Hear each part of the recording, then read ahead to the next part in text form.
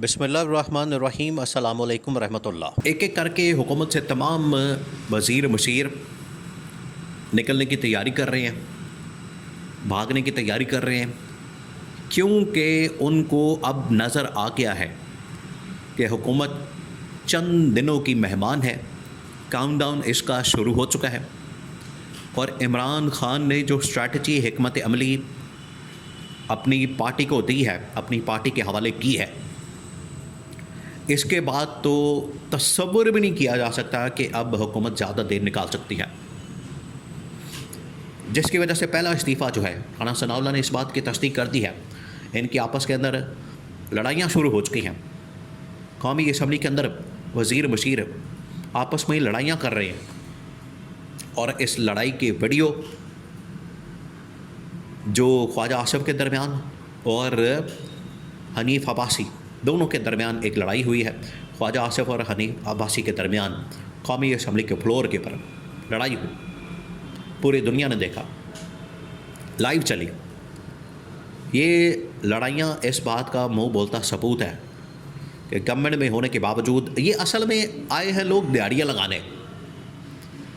कोई इस गलत फहमी के अंदर ना रहे कि ये कोई आवाम की खिदमत करने आए हैं, कौम की खिदमत करने आए हैं।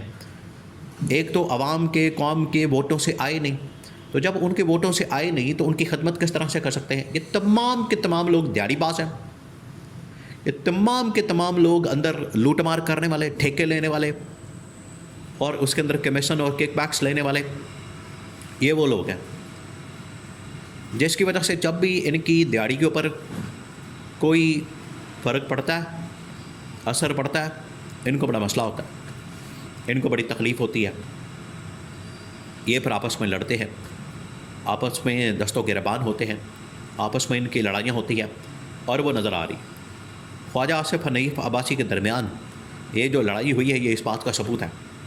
ऊपर से राना सनाउल्लाह ने इस बात की तस्दीक कर दी है कि हमारे पार्टी के अंदर बहुत सारे इख्तलाफात हैं। पार्टी तो छोड़ें, इस वक्त काबीना के अंदर जो सेटिंग वज़ीर हैं, मशीर हैं, उनके अंदर बड़े इख्तलाफात हैं। और सेटिंग वज़ीरों मशीरों के अंदर इख्तलाफात की जो बुनियादी वजह होती है वो ये कि जब गवर्नमेंट परफॉर्म नहीं करती, गवर्नमेंट की परफॉर्मेंस नहीं होती, कारकर्दगी नहीं होती, गवर्नमेंट जब काम नहीं करती, गवर्नमेंट की जानिब से कारकर्दगी नहीं दिखाई जाती, तो फिर उस सूरत में सारा का सारा मलबा किसके ऊपर गिरता है? काबीना के ऊपर, गवर्नमेंट के ऊपर। तो वज़ीर फिर एक एक करके पहले वो लड़ते हैं आपस में, फिर उसके बाद एक एक करके बाहर निकल जाते हैं, छोड़ के चले जाते हैं। तो ये अब नज़र आ रहा है कि जब इनकी दिहाड़ियों के ऊपर फ़र्क पड़ा है, जब इनके कमीशन और किकबैक्स मारे जा रहे हैं, जब इनको मसला हुआ है कि इनको ठेके नहीं मिल रहे, अंदर कमीशनें नहीं मिल रही, तो ये अब दौड़ना चाहते हैं, ये अब जान छुड़ाना चाहते हैं, ये अब इसमें से निकलना चाहते हैं। राना सनाउल्लाह ने इस बात की तस्दीक कर दी है। हुआ क्या?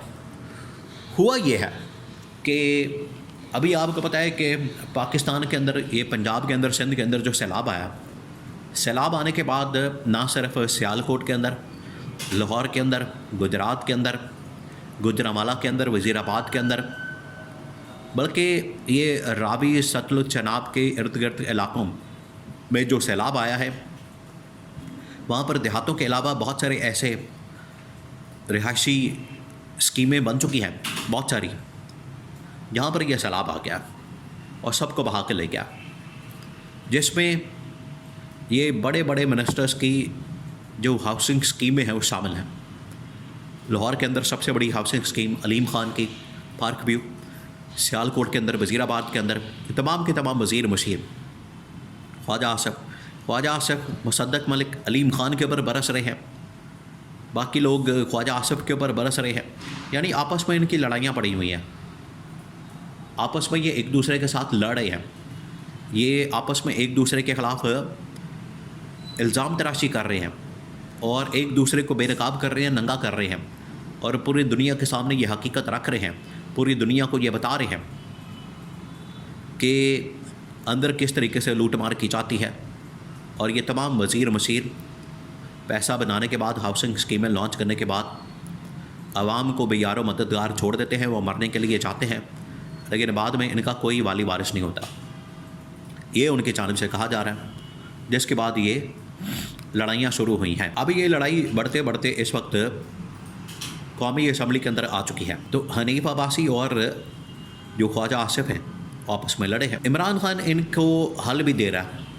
देखिए, आज गवर्नमेंट की ये जिम्मेदारी बनती है, हुकूमत की जिम्मेदारी बनती है कि वो इसका हल पेश करें, इसका सलूशन दें और ना सिर्फ आवाम को इस सैलाब से बचाएं, इसकी तबाहकारियों से, बल्कि आज भी बहुत सारे माहिरीन की जानिब से, साइंसदानों की जानिब से इस बात की प्रेडिक्शन की जा रही है, इस बात के बारे में बताया जा रहा है कि हमने तो पहले ही पाकिस्तान की गवर्नमेंट को, हुकूमत को 6 महीने पहले आगाह कर दिया था, बता दिया था कि पाकिस्तान के अंदर इस किस्म का खौफनाक सैलाब आने वाला है। तो फिर सवाल ये सबसे बड़ा है कि इन लोगों ने इसकी रोकथाम क्यों नहीं की, इसके ऊपर काम क्यों नहीं किया, इसका सद्देबाब क्यों नहीं किया, इसके ऊपर बंद क्यों नहीं बांधा। ये बहुत बड़ा सवाल है। तो आज इमरान खान अपोजिशन में हो के इनको रास्ता बता रहा है, सलूशन दे रहा, और इनके पास कोई सलूशन नहीं, इनके पास कोई रास्ता नहीं, इनके पास सद्देबाब का कोई भी इनके पास तरीक़ेकार नहीं है। तो आज आके इनके पास पर क्या बचता है?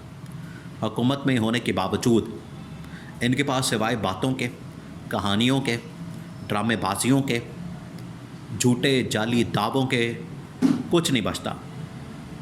और इससे आवाम की तसल्ली नहीं होने वाली। अगर ये समझते हैं कि झूठे दावे करके ऐसी फिल्में चला के, जिस तरह से इलेक्शन के दिनों में इन लोगों ने 300 यूनिट बांट दिए फ्री में, इसी तरह से ये भी यहाँ पर इन्होंने अपनी दिहाड़ियाँ लगाई, स्कीमें बनाई, NOC बांटे लोगों को, उसमें दिहाड़ियाँ लगा के आवाम को मरने के लिए छोड़ दिया। तो अपोजिशन तो चढ़ गई है इनके पर।